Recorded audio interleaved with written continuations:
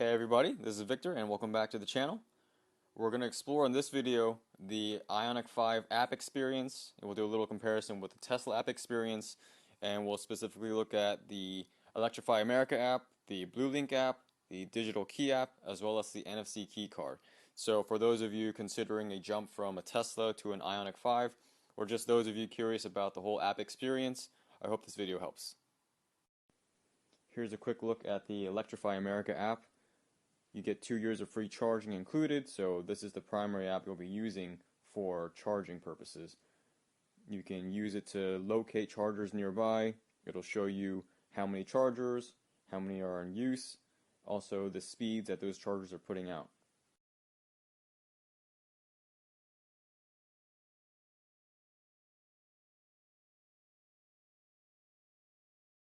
Now, if you go to the Accounts tab, you'll see Premium Offers. That's where you'll see plan details for the 2 years of free charging, 30-minute sessions. If you don't see it there, it has not been added to your account. Now, how do you add it? Your dealer should be giving you a code that you have to enter into the app. The app has an option of taking a picture of it, and when I did that, it turned B's into 8s and 0s into O's, and I didn't know that. So it initially did not work, but once I went back and manually entered it all in, then it worked. Next, let's take a look at the digital key. There is a digital key app that allows you to do quite a few things, like locking and unlocking the car. You can remote start the car, open and close and tailgate, and the charging port. This one connects via Bluetooth, so that means you have to be in range. But if you're connected, there's no delay. It's very responsive, almost the same as pressing the buttons on the remote. In practice, I was able to connect my car with the digital key app around 20 feet from inside my house, meaning the signal is going through multiple floors and walls and doors. And once it was connected, the commands worked from anywhere inside the house. But if I was disconnected from the app and then tried to connect from certain areas or corners in the house, then it was having issues, so I had to get closer.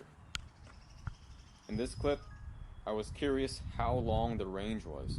So you'll see I have a clear line of sight to the car, and I test out a couple different spots, but at the very end, I'm about 90 feet away from the car, and the commands are still working. I also tried disconnecting from the app and then reconnecting, and I found that as long as I had clear sight line to the car, it had no problems. So obviously we'll have to do some more testing later on to see how far we can go.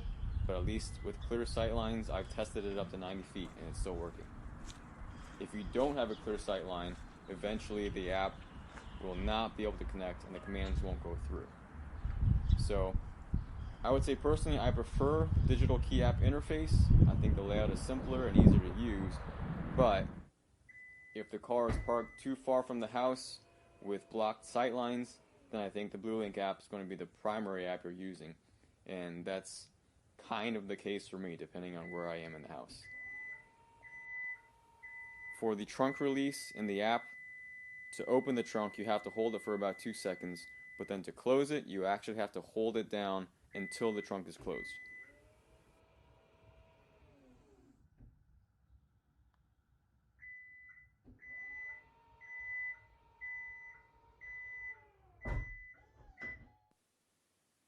For the digital key, there is an actual NFC key card, and I'll list the part number here.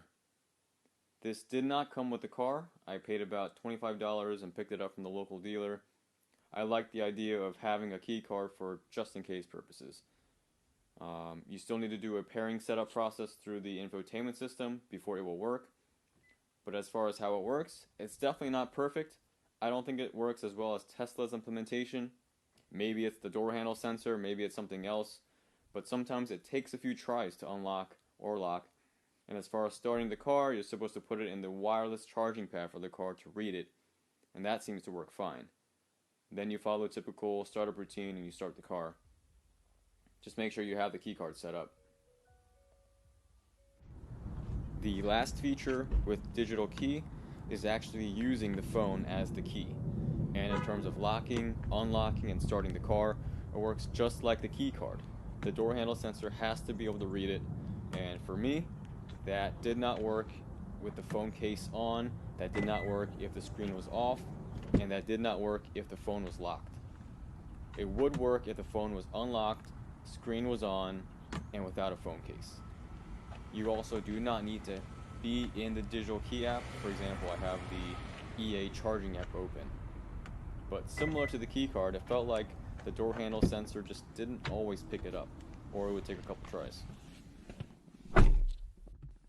To start the car, you put the phone in the wireless charger, which is where the car detects the digital key, and then you start the car like usual. Now, the phone has to be unlocked and the screen has to be on, or the car will not detect it. If it doesn't detect it, you'll see an orange car icon with the key in it.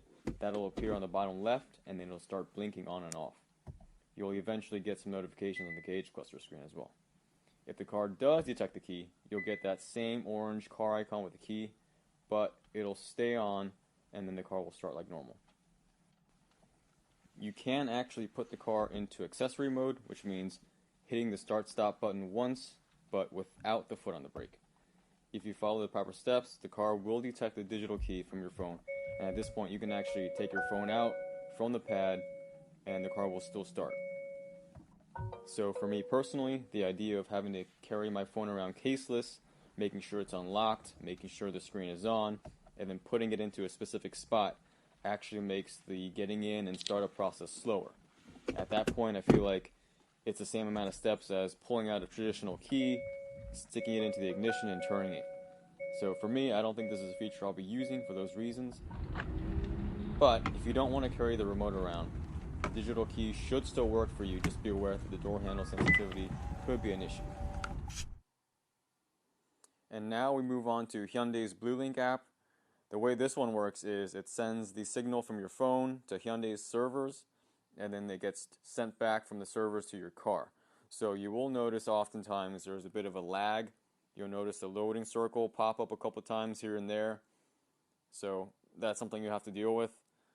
And here there's a remote commands, I guess a quick access list that you swipe to the left or the right to see all the options. And I'm going to do a quick demo of the remote climate start. You'll notice when I hit it, it does ask for a PIN. It might do fingerprinting. I'm not sure since I don't have that enabled on my phone. But basically you put in the request, and usually within about 5-10 seconds you'll get a response back saying that it was accepted. However, it will sometimes take up to 2 minutes, and I have had it time out once. Though for that one I restarted the phone and then it worked fine afterwards. So again, you're seeing it's asking for a PIN to start and to stop remote climate.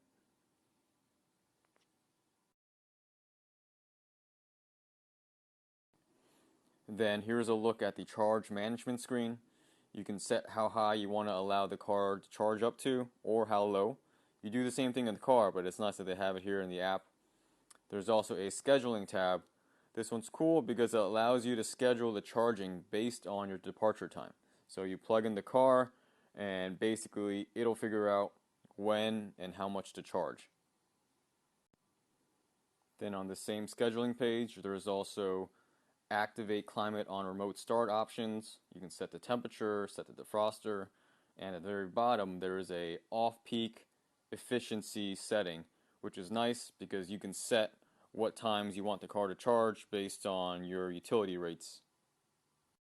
So that's pretty much it in terms of the Bluelink app. There is a vehicle status page, and you'll see that in a second as I'll leave the app running here. But in summary, I think the Ioniq 5's NFC key card and the phone as a key, they have some usability issues, as the door handle sensor just doesn't always pick them up. But overall they do work, and you could use them on a daily basis instead of the remote. Now for the digital key, the app has excellent range and it responds quickly provided you have a clear sightline to the car and are within range. Otherwise, you're going to be using the Bluelink app, which is slower, and I feel like it has a less user-friendly interface. Now, how does that all stack up against the Tesla experience? Well, I spent 1 week using Tesla's key card when I had it as a rental, and I felt like I had fewer issues with the car not reading the card. And as for the app experience, I'll repeat that I have no personal experience with the Tesla app. So all of this is based off research from watching reviews and demos. But I have to say, I was really impressed with the Tesla app experience. Yes, you may still have some issues with the car not picking up the phone signal and not unlocking, depending on where the phone is on your body. But the fact that you can unlock and start the car while keeping the phone locked and in your pocket is just huge in terms of usability versus the Ioniq 5, where you have to have the phone out in your hand, unlocked, you have to tap the door sensor, and then you have to put it into the wireless charging pad. Then there's also a whole bunch of other things that I think I like more about the Tesla app. For example, you can customize the quick access controls on the main tab. You can switch them out to other ones. I think it just looks sleeker. It looks more user-friendly. It seems to be quicker and smoother in operation. There's no loading circles showing up when I'm changing screens or tabs. You can control media from the phone. You can turn on seat heating. You can't do that with the Ioniq 5s. You have preconditioning for the battery. You have Sentry mode. You even have widgets for the phone app, which means you don't even have to go all the way into the app to control a lot of things. And on top of all that, if you have an iPhone, you get built-in integration with Siri, so you can use voice recognition to control certain things about the car. Also, you can get a Tesla ring that you wear on your finger that essentially works like a key card. So that could also be very convenient. And I think overall, Tesla's user experience from the viewpoint of an app user is just much more expansive, especially if you're an iPhone user. For those of you considering switching from a Tesla to an Ioniq 5, or just those curious about the Ioniq 5's app experience, I think you'll find that it's a little slower, the interface is not quite as user-friendly, and in general, there's just a lot less options available in the app. Now, again, hopefully Hyundai will continue to update the app, continue to add features and usability, and hopefully someday we'll see just a much better app experience.